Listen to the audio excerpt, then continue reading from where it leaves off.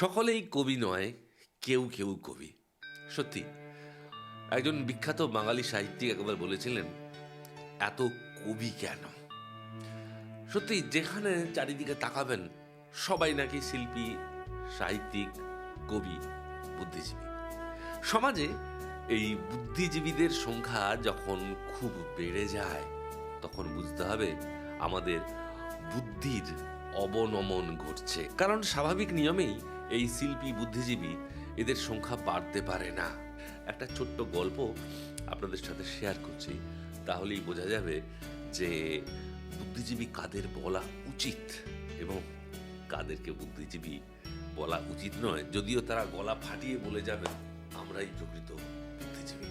তো গল্পটা নিউ ইয়র্কের একটি অ্যাপার্টমেন্টকে কেন্দ্র করে, যেখানে অ্যাপার্টমেন্টের দোতলায় দুটি মেয়ে ভাড়া থাকে। একটি মেয়ে দীর্ঘদিন ধরে অসুস্থ। এই অ্যাপার্টমেন্টের জানালা বেয়ে একটা আইভি লতা উঠেছে। সামনে শীতকাল আসছে। মেয়েটি অসুস্থ হয়ে প্রত্যেক দিন ওই আইভি লতাটিকে দেখে। তো যেহেতু সামনে শীতকাল আসছে, আইভি লতাটিও ওই মেয়েটির মতোই রুগ্না।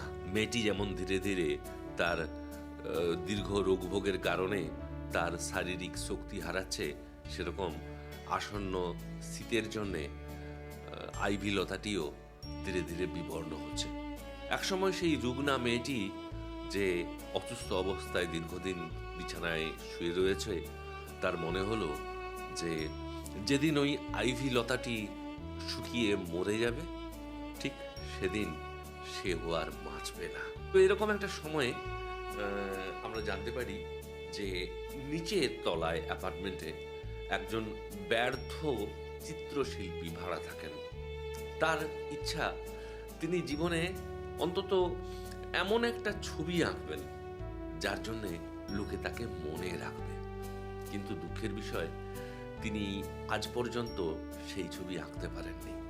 তো অভ্যাসবশে তিনি একদিন খোঁজ নিলেন আর একটি মেয়ের কাছে, যে তোমার সাথে যে ওই অসুস্থ মেয়েটি থাকে, তাকে বহুদিন বাইরে দেখি না।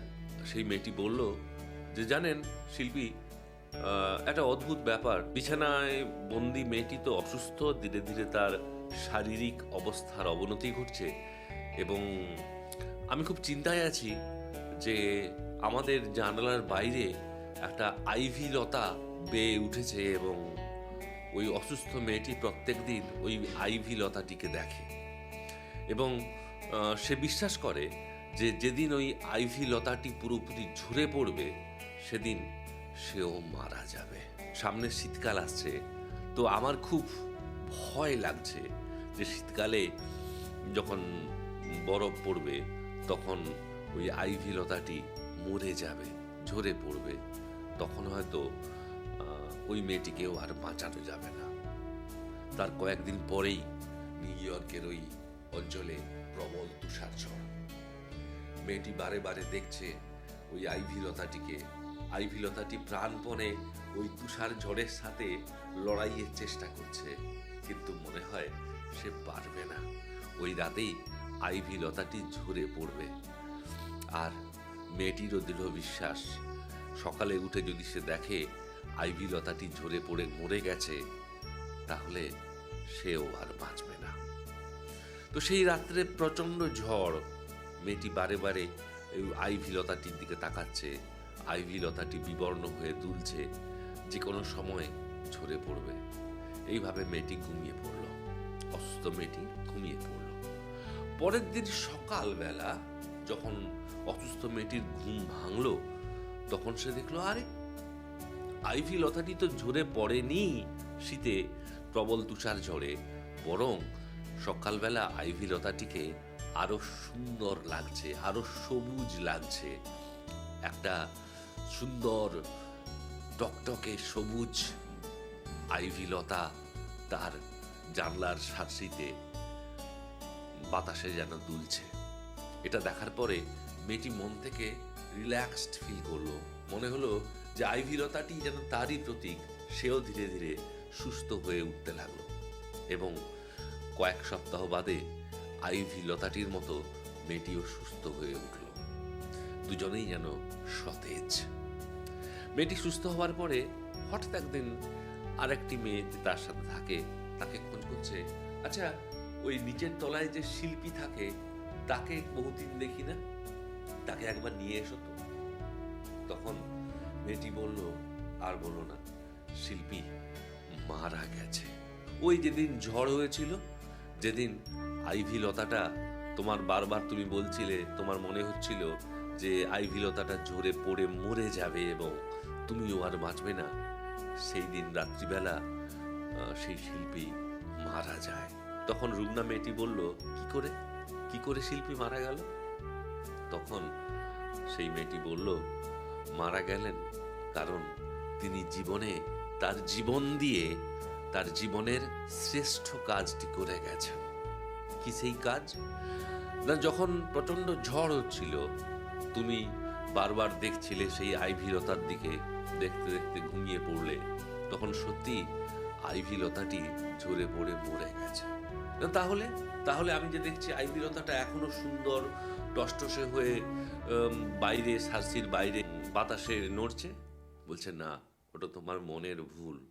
আসলে আসল আইভি লতাটা মরে গেছে। এটা জানার পরে সেই শিল্পী, তিনি ওই প্রচণ্ড ঝড়ের মধ্যে দাঁড়িয়ে তার জীবনের শ্রেষ্ঠ কাজটি করে গেছেন। তিনি ওই রকম দেখতে অবিকল একটি আইভি পাতা এঁকে তোমার জানলার সার্সিতে ঝুলিয়ে দিয়ে গেছেন। এবং সেই আইভি লতাটা তার জীবনের শেষ এবং শ্রেষ্ঠ কাজ এতটাই মনোমুগ্ধকর হয়েছে যে তুমি বুঝতে পারোনি আসল আইভি লতাটা মরে গেছে। তুমি যেটা দেখছো সেটা ওই শিল্পীর আঁকা নকল আইভি পাতা। এবং তারপরে সেই সারা রাত প্রচণ্ড তুষার ঝড়ে তিনি ছবি এঁকেছেন। তারপরে তিনি নিউমোনিয়ায় আক্রান্ত হন এবং তাতে তিনি মারা যান। বন্ধুরা, এটাই হচ্ছে একজন বুদ্ধিজীবীর নমুনা, যিনি নিজের জীবন দিয়ে সমাজের মঙ্গল করে যান। একজন বুদ্ধিজীবী আমরা তাকেই বলবো, যিনি সমাজটাকে আর একটু নবজাতকের জন্যে বাসযোগ্য করে যান, যিনি শুধুমাত্র নিজের স্বার্থের কথা ভাবেন না, বা আমি বুদ্ধিজীবী বলে ঢোল পেটাতে পেটাতে একটা পুরস্কার নিয়ে বাড়ি চলে আসেন না। এরকম বুদ্ধিজীবীরা প্রণম্য, এবং এদের সংখ্যা সত্যি অনেক অনেক কম হয়। গল্পটা তো বললাম, এবং এটাও আপনারা নিশ্চয়ই বুঝতে পারছেন কারা সেই প্রকৃত বুদ্ধিজীবী আর কারা ছদ্ম বুদ্ধিজীবী, কারা সম্মান পাওয়ার যোগ্য আর কারা অশ্রদ্ধার।